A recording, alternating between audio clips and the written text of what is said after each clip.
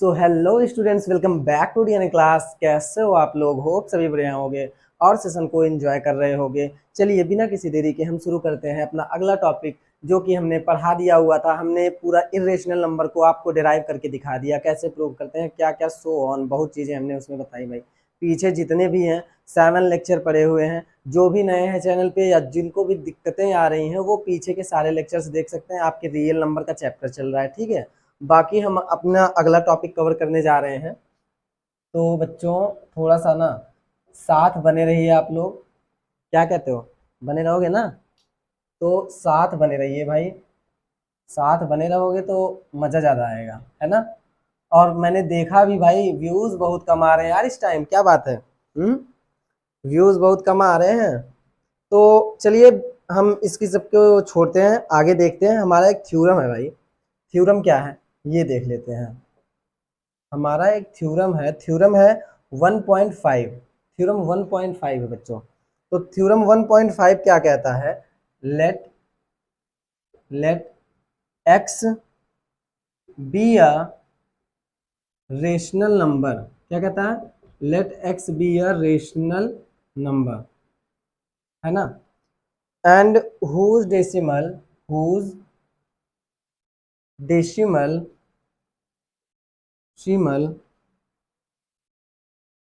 expansion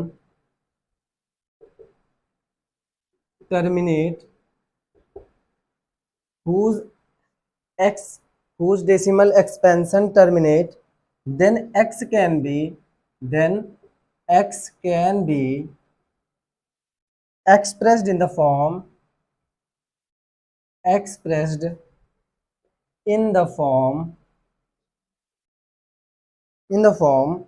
p by q, where p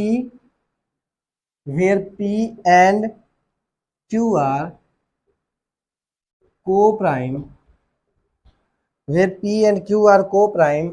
and the prime factorization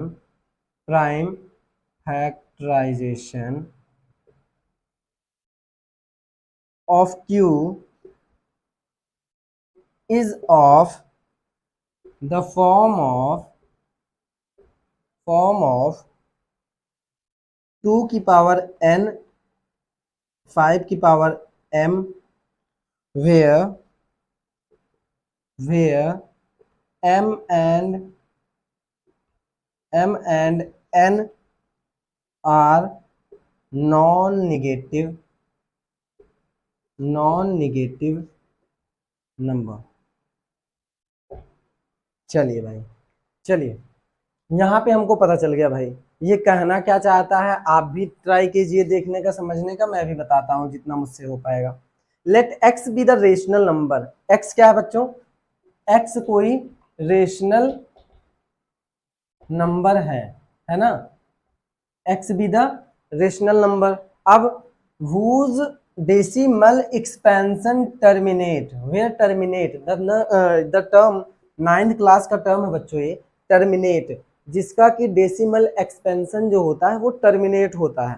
तो terminate का मतलब होता है जिसका डेसिमल एक्सपेंशन थोड़ा सा लास्ट में कुछ पॉइंट जाके 1 पॉइंट बाद 2 पॉइंट बाद मतलब खत्म ही हो जाए बच्चों। जैसे 0.25, 5 के आगे कुछ ना हो, बस ये द एंड। इसका मतलब 1/4 है ना। इसका मतलब 1/4 मतलब ये 0.5 के बाद इसने कोई नया नंबर नहीं लिया, या इसका जो पॉइंट के बाद जो नंबर्स आएंगे, पॉइंट्स के बाद जो नंबर आ रहे हैं वो लिमिटेड हो, वो गिने जा सके, ठीक है। उसको कहते हैं टर्मिनेट, जिसका कोई इंड पॉइंट हो, पॉइंट के बाद भी एक इंड पॉइंट हो। then x can be expressed in the form of p by q। तो क्या होगा?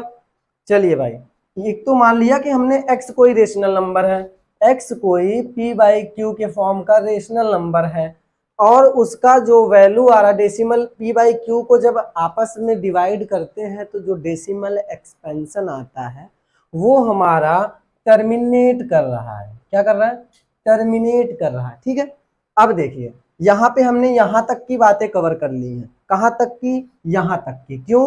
क्योंकि हमने x को रेशनल नंबर भी बताया, हमने कहा कि डेसिमल एक्सपेंशन भी इसका टर्मिनेट कर रहा है, बिल्कुल कर रहा है, और x को हम p बाई क्यू के फॉर्म में लिख सकते हैं, ये भी हमारा यहाँ तक हो गया बच्चों।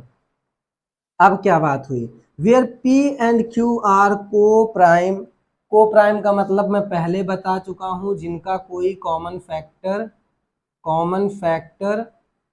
ना हो, क्या हो, जिनका कोई कॉमन फैक्टर ना हो, किसका, P एंड Q का, किसका ना हो बच्चों, P का एंड Q का, P और Q का कोई कॉमन फैक्टर नहीं होना चाहिए, तभी वो माना जाएगा कि वो को प्राइम है, और ये रेशनल नंबर के फैक्ट में आता है कि वो तभी रेशनल नंबर माना जाएगा जब ये P और Q क्या होंगे, को प्राइम होंगे। अब the prime factorization of Q, मतलब P अपॉन Q में ये जो Q है उसका जो प्राइम फैक्टराइजेशन होगा वो क्या होगा, 2 की पावर n और 5 raise to the power m, 2 की power n 5 raise to the power m। ठीक है बच्चों, ये इस फॉर्म में होगा, है ना, इस फॉर्म में होगा।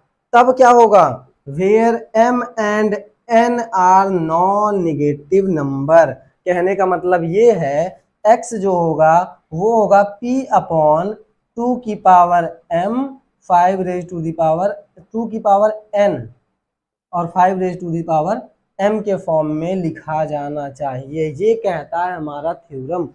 और जहां पे m और n जो होंगे वो नॉन नेगेटिव नंबर नहीं होंगे, मतलब कि नेगेटिव, एक तो देखिए देखो बच्चों, पहली बात तो वो माइनस में नहीं होंगे, ठीक है, वो वेयर आर नॉन नेगेटिव, जो नॉन नेगेटिव नंबर होंगे, सॉरी, नॉन नेगेटिव नंबर का मतलब बच्चों सीधी सी मतलब है कि यहाँ पे ये पॉजिटिव नंबर है ना, नॉन नेगेटिव का मतलब भाई क्या होगा, पॉजिटिव, अरे जो नेगेटिव नहीं वो पॉजिटिव, है ना।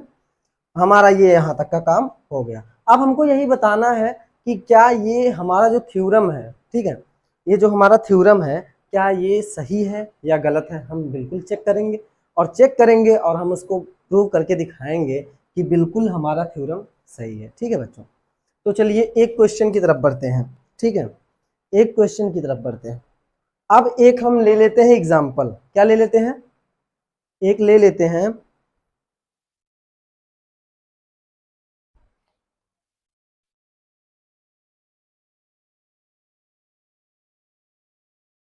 चलिए एक एग्जाम्पल लेते हैं, क्या लेते हैं, एग्जाम्पल, पहला एग्जाम्पल, मान लीजिए हम कहते हैं 3/8, 3/8, 3 है अपॉन 8 है, क्या ये रेशनल नंबर है, आप लोगों में से सब लोग बोलेंगे यस सर रेशनल नंबर, बिल्कुल रेशनल नंबर है ना, तो रेशनल नंबर है, इनके कोप्राइम फैक्टर भी नहीं है, बिल्कुल कोप्राइम है, ये दोनों कोप्राइम है, कोई कॉमन फैक्टर नहीं है। अब देखते हैं क्या इस 3 को हम 3 अपॉन ये 2 की पावर 3 लिख सकते हैं, 8 को हम 2 की पावर 3 लिख दें भाई, लिख दें कि ना लिखें, देखिए लिखेंगे, बिल्कुल लिखेंगे भाई, हमको 2 की पावर n और 5 की पावर m के रेस्पेक्ट में काम करना है ना, हमको इसको देखते हुए चलना है, इसको बनाना है उसी फॉर्म में। तो अब यहाँ पे सो बच्चों हो जाएगा 3/8, तो 3/8 को हमने लिख दिया 3/2 रेज़ टू द पावर 3, 2 2 जा 4 2 जा 8, यही होता ना 2 की पावर 3 बराबर 8। तो अब हमने क्या किया, अब 5 तो यहाँ है ही नहीं, सबसे बड़ी बात यहाँ 5 तो है ही नहीं, तो हमने 5 के लिए क्या किया, 5 के लिए किया कि चलो भाई नीचे ऊपर भी 5 रेज़ टू द पावर 3 से मल्टीप्लाई करते हैं, नीचे भी कर देते हैं, कोई दिक्कत वाली बात नहीं है, आराम से काम भी हमारा हो जाएगा, नीचे इस फॉर्म में भी बन जाएगा भाई, ऊपर नीचे बराबर से मल्टीप्लाई कर सकते हैं, क्यों कर सकते हैं, क्योंकि ये आपस में जब काटोगे तो ये कट जाएगा, तो हम क्या किए, इसीलिए हमने क्या किया कि 2 टू द पावर 3 था, इंटू कर दिया 5 to the power 3 upon 5 to the power 3, ठीक है बच्चों, ये हो गया। अब 3 इंटू 5 टू द पावर 3, 5 की पावर 3 जो होता है वो होता है 125, 5 इंटू 5 इंटू 5, तो 125 इंटू 3 क्या होगा बच्चों, 125 इंटू 3 क्या होगा, 375, क्या होगा 375, है ना, 37, बिल्कुल सर, मजा आ रहा है ना। 375 हुआ बस। अब देखिए 375 होने के बाद क्या हुआ, 2 raise to the power 3, 5 raise to the power 3 क्या हो जाएगा, 10 रेज़ टू द पावर 3, है ना। 10 रेज़ टू द पावर 3 होगा। क्यों होगा, क्योंकि इनका पावर सेम था, हमको इनको मल्टीप्लाई करना था आपस में, हमारा काम हो गया। मतलब कहने का है अगर 3 टू द पावर 3 हो और 4 टू द पावर 3 हो तो हो जाता है 12 टू द पावर 3 होता है बच्चों, ऐसा। ठीक है, आगे हम आपको अलग से क्लास में डिस्कस कर देंगे ये सब कैसे होते हैं, सारा डिस्कशन करेंगे। 9th में पढ़ा होगा तो सब अच्छे से आता होगा, नहीं आता है तो कमेंट करिए, हम आपको बताएंगे कैसे होगा। अब देखिए 10 रेज़ टू द पावर 3 का मतलब है 10 में 3 जीरो और, है ना, 10 में sorry 10 raise to the power 3 का मतलब 3 जीरो वाले नंबर्स। तो 3 जीरो वाले नंबर्स कौन होंगे, 1000, यही होगा ना, ये होगा। 10 को आपस में 3 बार मल्टीप्लाई कर, 10 × 10 × 10 क्या हो गया 1000, है ना। 10 × 10 = 100, 100 × 1000। अब ये 1000 हो गया, चलिए भाई ये हमको इसने कह दिया ये 1000 हो गया। अब यहाँ से जब 3 जीरो हटेगा ना बच्चों, डिवाइड करेगा तो ये 3 जीरो के बाद 1 2 3 यहाँ के पॉइंट लग जाएगा। आंसर हमारा क्या आएगा, एक पॉइंट लगा, 3 नंबर थे, 3 जीरो था, यहाँ से चला 1 2 3 पॉइंट आते आते 375 हमारा आंसर हो गया। आप इसको डिवाइड करके चेक कर सकते हैं, हमारा आंसर आ चुका है 0.7375। और ये हमारा बच्चों टर्मिनेटिंग नंबर है। क्यों टर्मिनेटिंग है, क्योंकि ये 5 के बाद कुछ है ही नहीं, है ना, इसका क्लोज हो गया। तो हमको पता चल गया ना कि ये टर्मिनेटिंग नंबर है, क्योंकि यहाँ पे इसका डिजिट द एंड हो गया है। और ये था हमारा एक एग्जाम्पल, ऐसे आपको 3-4 एग्जाम्पल और बता दिया जाएगा। और ये टॉपिक जो ये थ्योरम तुम्हारे दिमाग में छपा हुआ है, अब ये थ्योरम कभी नहीं भूलेगा कि भाई 2 की पावर n और 5 की पावर m में हम रिलेशन नहीं बैठा पा रहे थे, और हमने कितनी आसानी तरीके से बैठा दिया है। तो सबसे बढ़िया बात है, बस आज इसी टॉपिक को लेकर मैं आया था, और आगे दूसरे थ्योरम के साथ कल मिलूंगा। तब तक के लिए टाटा बाय बाय, जय हिंद।